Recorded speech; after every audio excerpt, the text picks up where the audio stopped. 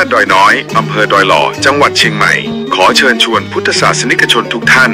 ร่วมงานตักบาตรเทโวโรหณะประจำปี 2568 ในวันพุธที่ 8 ตุลาคมนี้เริ่มตั้งแต่เวลา 6 นาฬิกาเป็นต้นไปณลานวัดพระธาตุดอยน้อยร่วมทำบุญตักบาตรพระภิกษุสงฆ์นับร้อยรูปเพื่อความเป็นสิริมงคลแก่ชีวิตและสืบสานประเพณีอันดีงามของชาวพุทธแล้วพบกันที่วัดพระธาตุดอยน้อยอำเภอดอยหล่อจังหวัดเชียงใหม่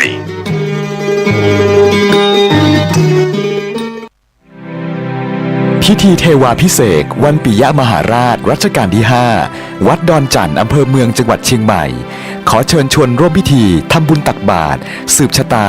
พิธีพุทธาภิเษกตระกุดดินเผาปีที่ 6 และพระรอดดินเผาปีที่ 2 ในวันพฤหัสบดีที่ 23 ตุลาคม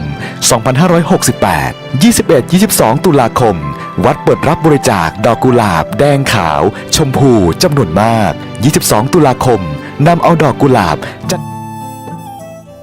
ท่านกำลังติดตามรับฟังสถานีวิทยุกระจายเสียงพระพุทธศาสนาแห่งชาติและสังคมคลื่นเพื่อการศึกษาพระพุทธศาสนาและวัฒนธรรมระบบ FM 104.5 เมกะเฮิรตซ์รายการต่อไปเป็นรายการคดีโลกคดีธรรมที่จบไปแล้วนั้นเป็นรายการ